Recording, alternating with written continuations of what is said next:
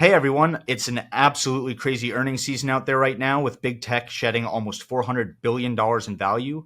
So instead of rushing things out, what I figured I would do is bring on my head of research, Arif, and we would go through everything we've learned when we've analyzed Tesla's earnings, Microsoft's earnings, Amazon's, and a couple other huge companies so that you could see what we think about these stocks right away, as well as the trends that we found when we look at their earnings in aggregate and how that's changing our short-term, medium-term, and far-term outlooks. So our goal here is just to provide as much value to investors as soon after these earnings calls as possible. And I'm excited to dive into it. Anything you want to add, Arif? Yeah, really pleased to be here. And remember, we've talked about the Magnificent Seven in the market. We just had Yeah.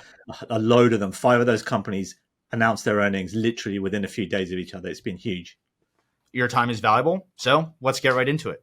Let's first start with Tesla. And what we did was we prepared a bunch of notes about each company, and then I'll read a chunk of notes and then we'll talk about what that means for the bigger picture of the stock and the bigger picture of the stock market in aggregate as we go. So starting with Tesla's Q3 earnings call, that happened on October 18th. Tesla missed on both earnings and revenue for the first time in a few years, since Q2 of 2019, actually. So their earnings per share came in at 66 cents versus the 73 cents that were expected. Their revenue came in about $1 billion, $800 million short, and their gross profits are down 22% year over year. Their operating margins have been destroyed, 7.6% operating margins versus 17.2% a year ago. And then Tesla's CFO, Zach Kirkhorn, has stepped down as of August 7th is when they announced that. So basically the middle of this past quarter. And importantly, this is Tesla's second CFO replacement in 4 years, with Deepak stepping down in 2019. So I'll pause there because that's a lot of high-level information. What do you think about Tesla's performance over the last quarter, Arif? I think Tesla is one of those companies that divides opinion like no other, right? People either love it or they hate it with such a passion. It's probably one of the most shorted stocks on Wall Street. And I think, but what we're talking about here is we're not talking about the opinions or Elon coming up with some crazy announcement. We're talking about fundamentals, right? So if revenues are going down, if gross profits are down by 20%, if their operating margin is coming down to 7.6%, that's just like other car manufacturers. So look, I think Elon's bought a lot of goodwill. We will give him time, but there's some core parts of the sort of the Tesla story that are not unwinding, but are being questioned here. There's some big numbers here that they've missed on. Yeah, and I think it's important to talk about like where those numbers are coming from. Elon spent a lot of the time on his earnings call talking about the big macro picture, interest rates going up, which obviously affects car loans, as well as consumer purchasing power in general. But he didn't really talk about his plan to combat that, right? How is he going to expand his margins back from 7.6% to the upper teens into the 20s? Software plays a role in that with FSD, how Dojo can play a role in that in the future with AI training for full self-driving, or really even how Cybertruck will play into the picture down the road when it's being produced at scale. Yeah, so it sounds like the earnings call apparently was a complete like total disaster. Like, Yeah. he was muted for the opening statement and stuff. So I think you're right. What investors were hoping for, these numbers had come out. All right, we want to see the Elon that we really love, that who's always on the front foot, coming up with new ideas. How is he, one of the best minds of our generation, going to solve these big challenges? And really, it's turned out one of the quotes was that he acted like a baby and he was nearly crying on this earnings call, right? Because he wasn't providing solutions. He was complaining about the macro. So I think that the combination of declining numbers and the lack of solutions and detail from him, that's what's really upset the market and kind of hurt the stock really off the back of this. I totally agree. And it's important to remember Elon's not out there solving problems by himself, right? So I think a lot of internal Tesla employees were also looking for that sort of morale boost from their head general of saying, hey, here's what we're doing now that the auto environment is tough. Here's how our price cuts factor into the larger picture. And he didn't really provide any of that. So maybe this is a good time to talk about their price cuts in a little more context than people maybe remember. So Tesla has been aggressively cutting prices. It's the 6th price cut that they've had this year alone. They've basically cut their prices on their cars by about 17%. It's a little different for the Y because the short range versus the long range models got different price cuts. And obviously, when you cut your current car prices by 17%, what that does is that devalues every existing car that was out there before, right? Because why would I spend $100,000 on a Tesla Model S when from last year or 2 years ago, when I can get a new one for say 83, right?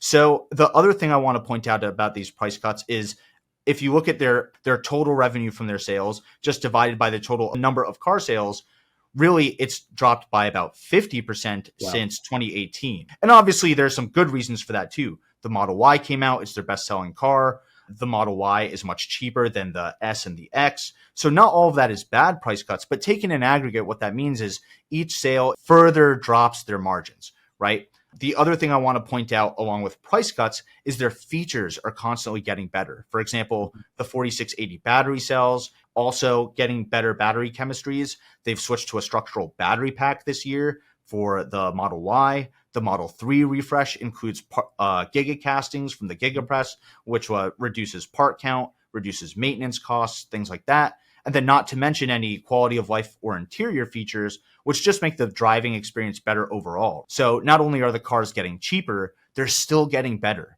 So what that means is like Tesla's existing fleet isn't holding its value. Tesla's new fleet is getting cheaper. So they've found themselves in this really rough cycle of lowering their margins back to standard automotive margins. Toyota reported almost 10% margins. So Toyota has higher margins than Tesla right now. Which is crazy, isn't it? Because I think there's a few things going on here. So one is like Elon, like Tesla's vision is to try and to electrify the world in a way. So they were always going to, and he's all about manufacturing at scale. So they were always going to find efficiencies and be able to make their models for a cheaper price. And over time, you would expect the price point to come down. But I think there's a few things happening here. It's like they're not cutting price because, they've suddenly solved efficiency and they're maintaining the margins and able to cut price. This is different. And I think about 6 months ago, when they first started making these cuts, everyone was like, this is a great move. This is to do with competition. This is making them more competitive. They can still cut prices and be competitive. It's helping them in China and things like that. But the fact that these price cuts have happened, like you just said, 6 times in 1 year, that shows there's something else going on. And that's why I think investors are worried, because when will this stop as well? There was no mention on the call, that's it, we're done with our price cuts. It's almost like the Federal Reserve, right? They haven't called it and stopping. They're open to more cuts. What's going to happen next? It's hard to predict, and that's what I think is worrying investors. And that margin number that you called out, that's significant, because for as long as I can remember, whenever you talk about Tesla, you talk about those crazy high margin numbers and how they're not like other EV manufacturers. They're not like any other car manufacturer because of the margins and these gigafactories. But if that is dropped to as low as you just mentioned, then that is definite cause for concern. And like we said at the start of this, Elon should be coming out with the answers to that, going, yep, I know margins are down, but this is what we're doing to fix it. And we didn't get that on this call. And I think that's what's really concerning around the whole Tesla story. Yeah, great point. So I want to add 2 things to that. First, I think that FSD is a big part of the margin story going forward, but present day FSD adoption is actually fairly low. It's about 7.5% of all Teslas globally and about 15 to 20% in North America, right? But Tesla actually also just cut the price of FSD. So it used to be $15,000. They cut it by 20% to $12,000. So it's lower margin when you cut $3,000 off the top line. So that's the first thing. And then the second thing is, I do think that a lot of these sales will accrue to Tesla's advantage in the long term, because every Tesla that somebody buys is a different car that they didn't buy. And where that really matters is Tesla is still using all of the data that they're getting from the fleet to train for full self-driving, to set up Dojo, whether they're doing training as a service externally or just using that data internally for both the fleet and the Optimus robot. So there are advantages to them cutting their prices and getting more Teslas on the road, but those advantages show up in intangibles, right? We're talking about more data that doesn't really have an on-paper value right now. So they're moving to a short-term disadvantaged position to maintain their long-term advantage. Do you think that? Like, I do, but I think there's a real. I think for Tesla bulls and those that believe in FSD and believe it's going to be solved, that makes sense. That trade-off makes sense.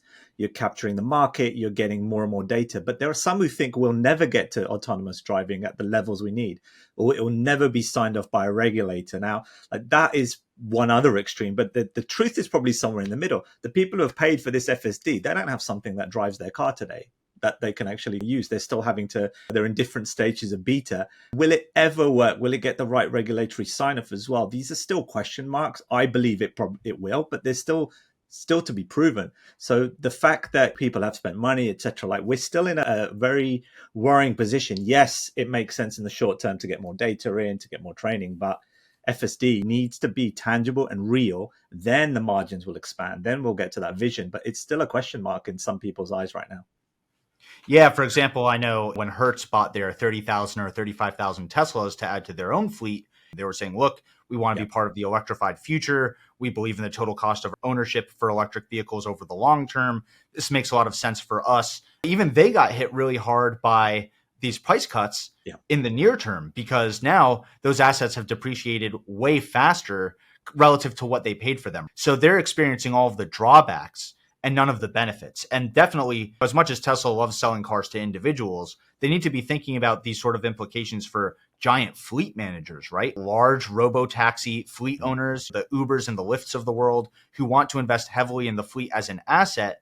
So if I was Hertz, I'd be much more hesitant now to buy Teslas, not because Teslas are bad, but because they're getting cheaper and better so fast. Why would I buy these cars this year when I can wait 2 or 3 years, reap all those rewards I was talking about earlier, the new battery cells, the structural batteries, the gigacastings on different models, and they're going to be cheaper to boot. That's a no-brainer. But that hurts Tesla in the short term. So what is your verdict on the stock? I think if you're already an investor in Tesla, you believe in this idea of full self-driving, you believe in the idea that we'll get to SaaS style margins on this. If you're a believer in that thesis, this latest earnings call should not make you change your mind on Tesla. So if you're already in Tesla, I don't think this makes you go and sell straight away. If you're in Tesla only as maybe an EV play and you're not really a buyer of the whole full self-driving, these kind of news and these headwinds may make you think twice. But what I would say is the things we spoke about at the start in terms of like interest rates being really high and the fact that cars are bought on finance so often, this is going to hurt a lot of car manufacturers. So I think I'd wait and see on this stock. I wouldn't make a sudden decision and start selling straight away. Yeah, I would probably be looking at the story around margins a little more carefully and maybe reassessing my thesis around like the economics of the cars and the software. So I don't know that I would sell my Tesla stock today, but maybe I would underweight it a little bit in the future and just think about when I'm comparing high margin AI businesses, whether we're talking about hardware, NVIDIA, or software, Microsoft, how does Tesla fit into that overall picture of my investments? And I do think that based on this huge margin slash, for lack of a better word, from 17% down to 7%, maybe I'm thinking about buying less Tesla in the future as my portfolio grows. Okay, the next company that had really crazy earnings was Alphabet. So Alphabet just had their worst stock market day in a year, going down almost 9%. Alphabet beat on both earnings and revenue, $1.55 per share in earnings versus $1.45 expected, $76.7 billion versus 76 flat expected, so 700 million over.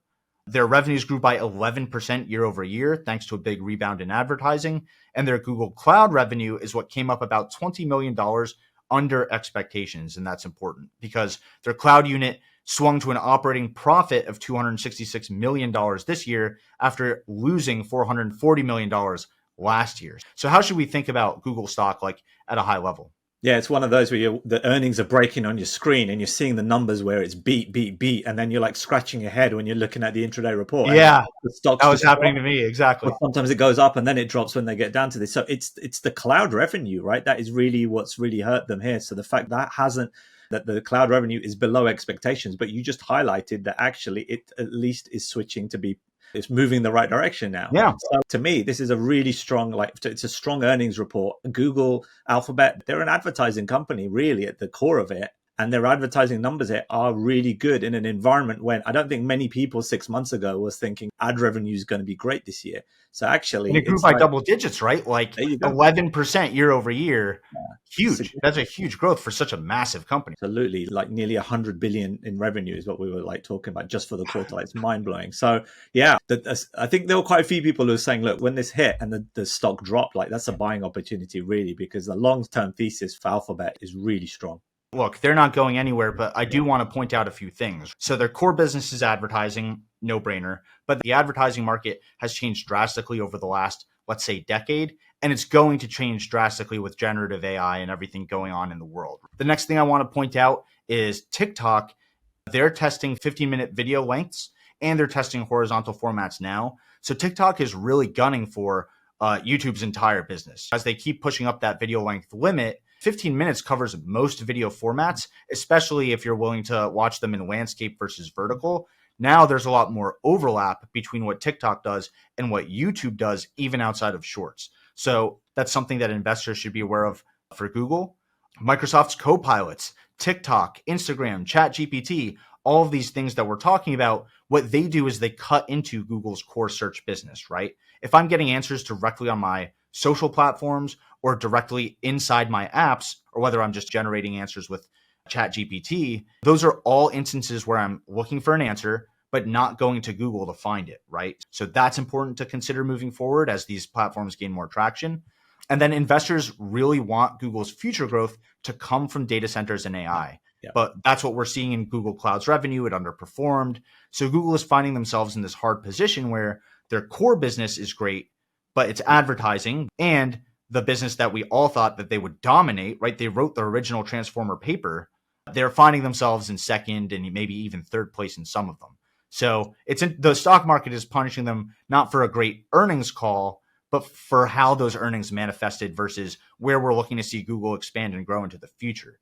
Do you think that's a fair assessment? If you think about the themes of this year, we talked about Magnificent Seven. Like what's driven those stocks? It's their AI story. So even if maybe 80%, I think, of the revenue in Google is coming purely from ads, that's not what investors are really looking for in terms of the next big thing.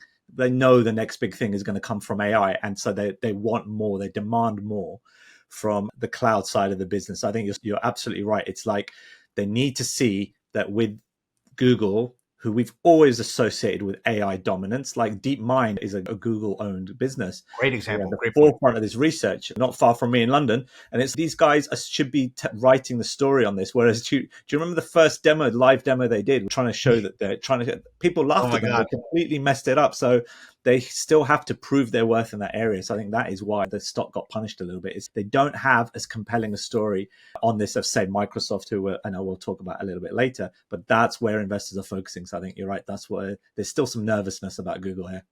It's pretty interesting too, because like objectively, Bard and everything else they're doing in the large language model space is getting better and better relatively fast. And they're putting it in all of their apps relatively quickly, right? It's already in Gmail, it's already in their entire workspace, but it's not fast relative to how Microsoft has been adopting the crazy developments OpenAI is making to GPT, or how Microsoft is layering it in to every part of their stack, right? From apps to Microsoft Azure and beyond, right? And hit it in this quarter, but I wouldn't be surprised if next quarter, the quarter after that, you start to hear a much stronger story. Is it just because Microsoft had a head start in this particular generative AI race? Is that the reason? And is it that we're going to see a change in the numbers in the next few quarters? I wouldn't be surprised if that happened. Yeah. So I'm really watching Google to see if they can pick up the pace of innovation or implementation relative to their competitors, right? So objectively, Google is doing a great job in a vacuum, but they don't operate in a vacuum. They have to do two things simultaneously: defend their search and advertising business and expand their data center and AI businesses as a new trajectory for growth. They didn't do that this quarter. That's what we're all watching for. So again, when I'm thinking about my portfolio, I'm not thinking about cutting Google stock tomorrow. That's not the answer. But I am thinking about underweighting it a little bit in the future while I wait to see how are they performing relative to NVIDIA as an example. How are they performing relative to Microsoft? I'm really looking at the big picture and context of where does Google fit into the ecosystem, given that most of their revenue is also the hardest to defend, right, in the ad space. No, I totally agree. We need to see. It's like a show me story, isn't it? We've talked about it. Yeah. As soon as ChatGPT came out, people were thinking about this is going to disrupt Google's business massively. They provided some answers to that, right? They're like, this is how it's going to be part of the generative search journey. We now need to see the next evolution of that. We need to see it made real and to bring in some revenue as well. Yeah. Where are the revenue drivers for Google in terms of using Gen AI to bring more revenue in? And that's a great point. We recently covered DeepMind's RTX breakthrough in robotics. So Google wrote the original paper on transformers, and all of a sudden OpenAI takes that and runs with it, and now we have ChatGPT. And I'm sure Google did a lot of soul searching after that, and they said, hey, when we publish research like this, we need to make sure we capitalize on it, not our biggest competitors. So what I'm really hoping happens is DeepMind's latest breakthroughs, which I think will have a huge economic impact over the next couple of decades. I want to see Google capitalize on those same breakthroughs. So that's a great point about DeepMind. So I just wanted to like hone in on that for a second. Cool. Yep. So moving on to Microsoft, this was our second biggest stock recommendation all year, right after NVIDIA. And we think, at least I think, our thesis on it is playing out, maybe even sooner than expected. So let me read you some numbers and then get your take on what we're seeing today versus what we've been covering with Microsoft since January of this year. Earnings per share, $2.99 versus $2.65 expected. Revenues, $56.5 billion versus $54.5 billion expected, so $2 billion over. Operating margins up 24% this year. Azure revenue growth increased by 28%. That beat even their own aggressive guidance of 25% growth. Intelligent cloud services revenue up 19%. Productivity and business up 13%. And even their Xbox content and services went up 12% year over year. And it looks like their acquisition of Blizzard Activision is going to go through, right? So in my opinion, nothing but great news for Microsoft across the board. What are you thinking about Microsoft today? No, they're doing well. If you look at again, at the start of the year, people were like, enterprise, before the whole Gen AI revolution, if we were in this environment, like people are a bit unsure about recession, interest rates are high, it was like enterprise spending is probably not an area that's going to be accelerating. Then Chat GPT came out, Gen AI came out. Then there was like a bit of FOMO, right? If you're not on this boat, you're going to miss out. Like you need to build a strategy. You need to get access to it. One of the first things that was said about Chat GPT was like, where's the data going? I need it to be provided in a secure way just for my company. In my mind, Microsoft were the first ones to solve that by going, here you go, in Azure, you can have your own instance that's segregated to you, etc. So they solved a practical problem. They made this stuff real and they delivered it very quickly to the market. And I think there's a first mover advantage that they have here. And I think that's played out in some of the numbers that we're seeing here. We can't see the breakdown of that Azure number. We don't know how much of it was through what services they were specifically using. Was it the OpenAI or was it something else? We don't really know. But like I would imagine it's because of the fact they provided the hooks for this for you to really use ChatGPT in an enterprise way, in a secure way, and got it to market quickest. And I think that's why you're seeing the numbers pop here. Yeah, they saw this technology really early. They've been investing in OpenAI for years, and now they own 49% of the company. So that first mover advantage isn't because they can go fast, it's because they're able to see far into the future. And so now their relationship with OpenAI is allowing them to solve all these hard problems that seem very quick to us, but I'm sure they've been thinking about that for years, right? Microsoft is one of only a few companies that can handle classified information, right? We always end up comparing Microsoft and Palantir, right? So Microsoft is very sensitive to data security. They definitely thought about this problem before people started complaining about ChatGPT not securing their data. And I just want to read off some numbers here so we can have them in context about their cloud revenue and obviously their Azure AI infrastructure, right? So cloud revenue for them accelerated quarter over quarter for the first time in 2 years, thanks to Azure AI. And now if you compare Amazon, Azure, and Google, Amazon captures about $92 billion. That's growing 12% year over year, right? Azure, $66 billion, so about 2/3 of Amazon's, but they're growing at 28% year over year. So more than double the growth rate, and they're 2/3 as big, right? So that's where I think the stock price really, why it went up, is because people are recognizing that in the future, Microsoft could be the biggest cloud provider or second only by a tiny margin. And then Google Cloud had a $34 billion run rate and grew 22%. So they're not the fastest grower and they're by far the smallest, even though obviously that's a big cloud business, right? But they're in a distant third and they're not the fastest growing. So I think what we're seeing is this real story show that, hey, Microsoft Azure could become what AWS is today, except more leverage towards AI, right? So do you think that's true? The only show in town at the moment is all around like the AI bandwagon. It sounds like Microsoft have got into that early and the numbers are showing that they're accelerating their growth again for Azure, which has not been seen for a long time. So it's like not only have they done that, but they're well positioned to continue to do that. I think one thing as well, like they've announced the Copilot pricing, $30, I think it's per seat per user. Yeah. We don't know yet if enterprises are going to go down that route, but if they do, And a lot of people really believe in that kind of thesis about it will improve people's productivity. If they go down that route, that unlocks a whole load of more revenue, like now, not 3 quarters down the road, like really soon. So I think they're in a really strong position here because of their early movement. And it's funny, if I'd asked you 2 years ago which would be the company to make that first move into this new area in Yeah, AI, we probably would have gone Google. We probably wouldn't have said Microsoft. that's right. But they're almost like enjoying like this position that they're in right now. If you look at the interviews with Satya, he's like energized by this whole thing. Yeah. He feels like he is at the forefront, and it's a really exciting time, I think, to be linked with Microsoft.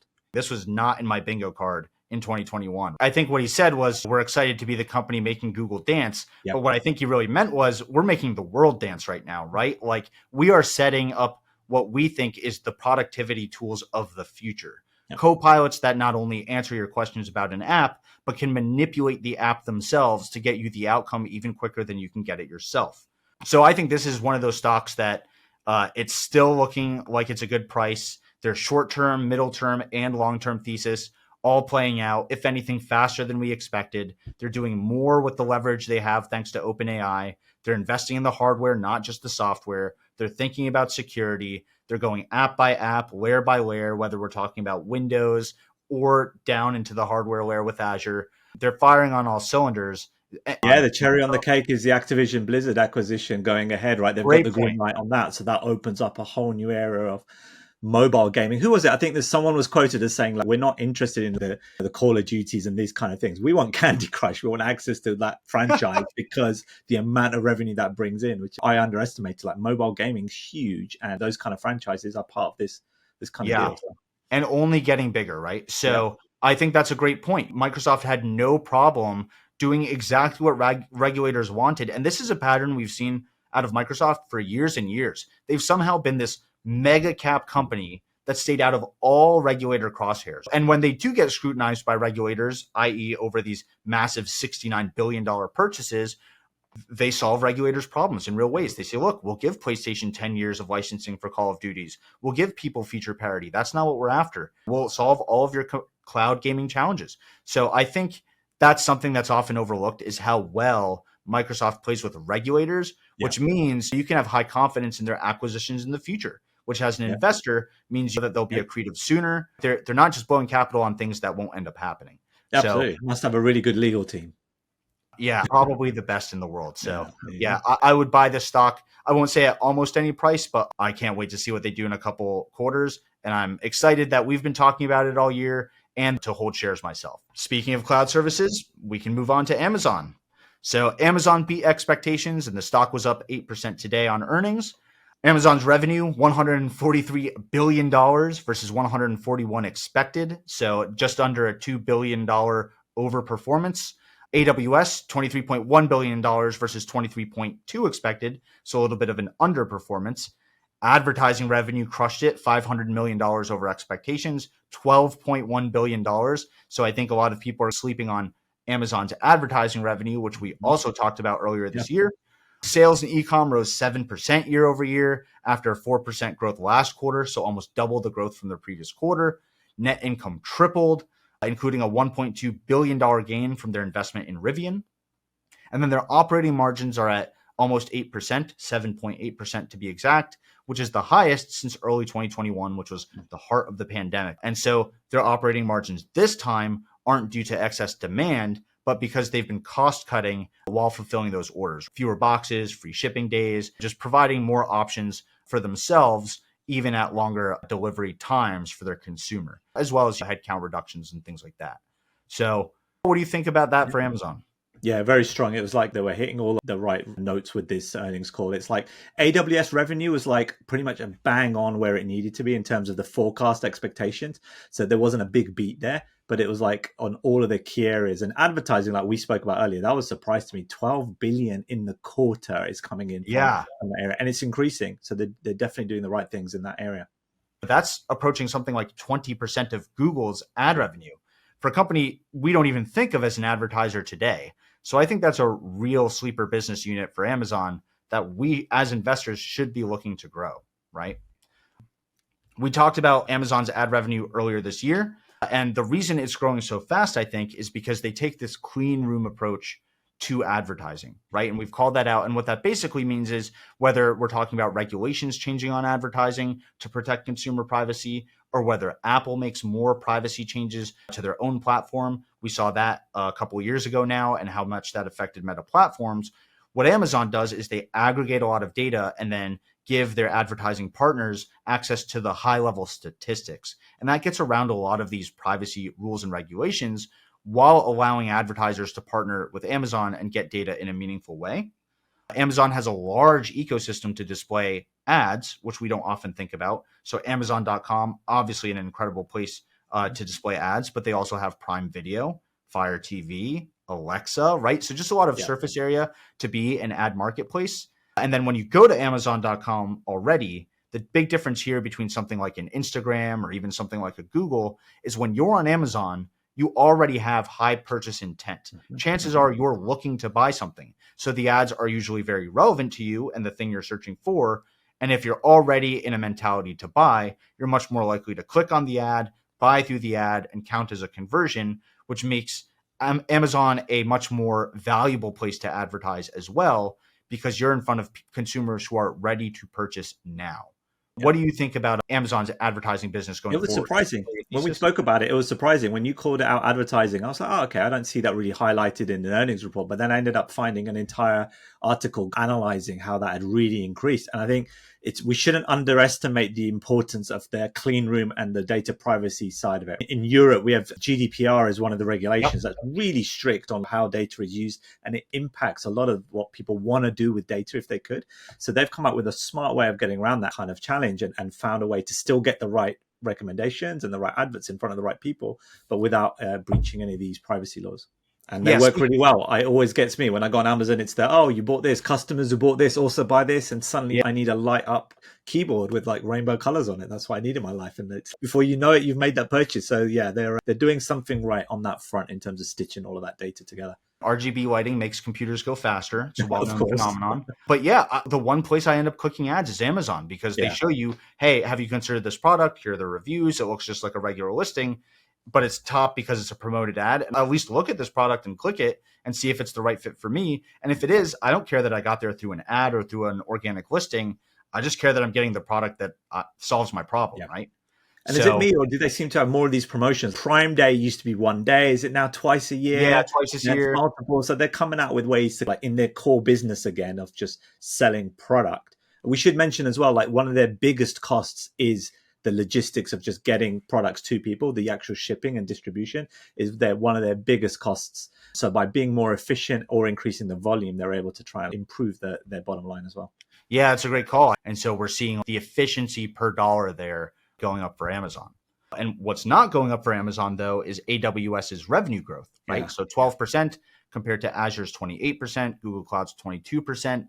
What do you make of that? Is it just because they described it in the earnings call? They described it as it's stabilizing, but like the trend's not great, but they're starting off with such a big number to start with. Yeah. So I would say they're under threat. They hit the numbers. They're still growing. Sometimes we forget this. This is still growth. This is not staying as is. It's increasing. Double-digit growth. Yeah, double-digit growth, which a lot of people would kill for, right, in their businesses. But the question is, are they staying ahead? Is there a moat? Are they keeping that moat? And it sounds, based on what we were just saying, Microsoft's coming for them. And so they need to be very conscious of that. Yeah, agreed. Amazon Web Services is by far the biggest cloud provider on the planet. I think the statistics are like they power about 1/3 of the entire internet. But yeah, Microsoft has shown that they can be the cloud provider of the future. So I'm curious to see how that plays out and what Amazon will have to do to keep gaining market share, whether that'll come from Amazon Bedrock, which is how they plan on supporting these generative AI platforms, or whether that's just going to come from cost cutting and optimizations to give people access to virtual machines for cheaper. So that's something that I would definitely look for as an investor, is how is Amazon defending AWS, expanding their ad business, and making their core e-commerce business more efficient. I think those are the big three things I'm looking for quarter over quarter. Yeah, I'm also concerned a little bit around the exposure that they have to the consumer. So if we don't know what's going to happen in a year from now, but if we are going into more uncertain times where people are spending less, the pressure is on them in terms of the cost of living, Amazon's so exposed to that. If you're going to spend less, your Amazon orders are going to be one area that's going to be under threat from your Great point. purchasing. And also Amazon Prime and also the Prime Video and these things as well, the streaming as well as the goods. So that's another reason I think investors might be a bit cautious around Amazon. Yeah, that's a great point. The combination of previous high inflation that stuck around, current high interest rates just squeezing everyone's wallet. I'd be curious to see if people cut their Amazon Prime subscription since it's so valuable for like many reasons versus cutting something like a Netflix, which just experienced a price jump or something like that. But I totally echo that sentiment. Great call. And that brings us to the last company we're going to cover today, which is Meta. Meta reported better than expected results for the third quarter. The revenue increased by 23%, which is massive for Meta. Fastest growth since 2021, which is when everybody was locked inside and on social media. The revenue grew to 34.15 billion versus 33.5 expected. Their daily active users, this number is insane to me.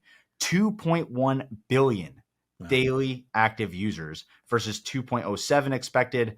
That's 1 out of every 4 people on the planet. Monthly active users, 3.05 billion is expected.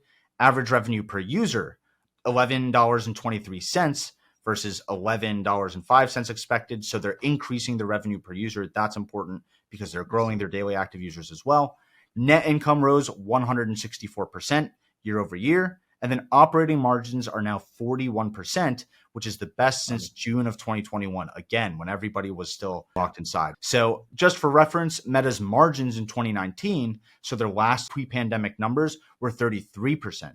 So even if you don't consider like the pandemic at all, and you consider just 2019 versus today, they've still increased their margins from 33% to 41%, even with all these investments in the metaverse, right? But at a high level, what are you thinking about Meta's quarter right now? If you think a year ago, where was Meta a year ago? It was like the stock was near $100, I think. Yeah. It was like there were activists writing letters to Mark Zuckerberg. There were open letters going out in the media, which was saying things like, you need to get control of costs. You're out of control. Like he was seen as some kind of crazy guy going off on this tangent and had forgotten how to run a company. And it was like, what a turnaround from where we are to now. Like they've really got control of costs. Job cuts are never nice to see, but in the case of Meta, it was like they took their medicine, if you like. They made cuts where they needed to. They had overhired during the pandemic, like a lot of other tech companies. They readjusted that. They put this back on track. And then the other thing around advertising and the privacy change on Apple was really impacting them. People were like, oh yeah, Facebook is almost like dying. The number of users are going down as well, I think, at the time. Yeah. So it's a dramatic turnaround across the board. I just wish I'd invested in Meta earlier. That's the main thing. Looking at that quarter, they're hitting all of the right things. And if you think about, like you said, 3 billion monthly users, like that's a huge amount. There's probably no other service in the world that hits that many people. So think what you want about and Meta, but like they're in so many places and they have a suite of products as well. It's not just Facebook, it's WhatsApp, it's Instagram, etc. So there's a lot going on before you even bring in the complexity of Metaverse and Reality Labs, which divides opinions. But these core numbers are very strong. They're some of the most downloaded apps in the world. And what that really translates to is a huge surface area when they announce a new app or announce a new product or build in a new feature, right? For example, when Threads came out, it hit, I think it's over 100 million users today, right? That's because what Meta did was they made it super easy to sign up with your existing credentials, and it just hit a lot of people. And so whether you think Threads is a successful platform, I think we can all agree that no other company can really claim the level of distribution that Meta has. And again, say what you want about Threads, but that was put together in a very short space of time as well. So they by a very small team. So they actually have excellent engineers, and that also was forgotten about when everyone was turning their back on Meta like 12 months ago. It's actually, there's talented engineers there that are really well positioned to do great things and take it forward. Like, I wonder where they'll go next. I'd even forgotten about Threads. So you're right. Let's talk about the geopolitics, because actually, based on the numbers we just talked about, Meta should have been up on the day.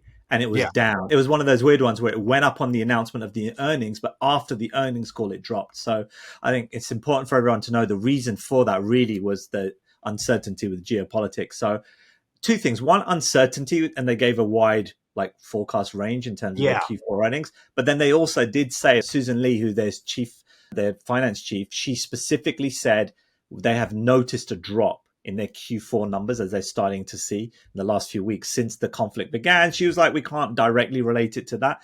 but they think there is a link. And actually, funnily enough, Snap earlier in the week had said the similar thing, but no one really listened. They were also saying that they were seeing these big ad campaigns being paused.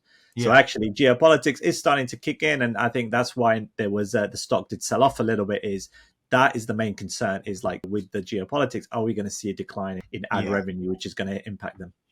Another point to make, this isn't the first conflict that Meta has existed through the Russia-Ukraine war. So I'm pretty confident that their leadership already has at least somewhat of a playbook Sure. for things like these because of the amount of times this has happened in Facebook's history that they have a way to navigate through it. So I'm not as worried about that. But if they end up being right in the middle of their guidance again, the fact that they're giving such a wide range is more about hedging their bets, managing expectations. Exactly. You'd almost say that's actually good risk management. Yeah. Saying that is actually getting ahead of the story. We're in a really tough market. I think that's one thing worth saying as well. It's like during this earnings season, it was like any small chink in your armor was causing you to get pulled down quite a lot. And it was the kind of, even if you beat, you had to really beat to get rewarded. That's So right. it is a nervous market at the moment. We should provide that context and backdrop. And that's what we're seeing across all these companies. You not only Yeah. have to beat, you have to beat in the right business units, Yeah, right? sure. Like you Right. can't be beating in what could even be your core business unit if that's not AI software and hardware Yeah. or data centers, right? Because that's where people expect the future growth. You're so right that you have to beat by a large margin in the right areas. So speaking of which, Meta has the sort of what I call three-pronged story on AI. The first is they're using AI internally to make internal processes more efficient and their existing staff more efficient. Second, better ad matching. And then third, better creator tools. So Meta is relying more and more on the creator economy. And as generative AI makes better imagery, better text, soon better video, those are all going to be tools that Meta will help roll out to creators. How should we think about their AI strategy? I think this is the bits where it's like the reason they're doing this. They had to reduce costs as well, but also these areas are where this technology is real. They can use it today to create better ads. They can use it to help content creators. That technology has happened, so that's what we're seeing first. I expect a lot of companies are using AI internally to improve their efficiency. The ad matching is great, and then the creator tools is a huge market for them as well. So it's like they're using it where it makes sense for their business. And that list that you had, that three-pronged strategy, will probably expand. There'll probably be a few more prongs added in the future. And I think it's a real trend. And where will it go next, right? You can imagine a situation where it knows so much about you, your preferences, that they can generate an ad for you, Alex, designed in a specific way to get your attention, generated on the fly, and then present it to you. That's going to be insane, but it's probably not that far away. And I bet it's honestly not even that complicated, right? Yeah. If they know enough about me, these types of demographics and these geolocations, like these types of aesthetics, they just take the same ad, they change those attributes about the ad, and they target me with that version of the ad, right? So they're more likely to click them. So that's what we're going to make that ad for that person look like. So Absolutely. I do think that's going to be the next revolution, like in these areas, and it's going to affect a lot of the companies we just spoke about. Definitely Alphabet, definitely Meta is going to be that kind of AI-driven advertising to the next level where it's generated on the fly based on you. Yeah. The one big thing that we should definitely talk about is Reality Labs. Yeah. So Reality Labs has lost more than $21 billion since the start of last year. The Quest 3 VR headset launched back in September for between $500 and $650, but the quarterly losses for Reality Labs are staggering. So what started as a $2.1 billion loss in quarter four of 2020 is now a $3.75 almost billion loss in quarter three of 2023. So they've ramped up their spending dramatically on Reality Labs, even though they dialed it back from its peak of $4.2 billion in quarter four of last year. Still incredibly high spending per quarter, $3.74 billion, right? So when you hear that, what is your thought on Reality Labs? It's eye-watering numbers, isn't it? I have two thoughts, and I still need to work out what my view on this is. Part of me is like, how many times have we talked about technology dinosaurs or the companies that didn't innovate, they didn't change the world, and they ended up becoming redundant, right? There's big companies, big examples. Kind of our whole channel. Yeah, exactly. So in some ways, it's like Meta has to have an answer in what are we going to be in 4 to 5 years time, and how is that different? And they need to be working on that right now. So part of me is like, yes, they have to be doing this. They have to be reinventing the way we work or connect.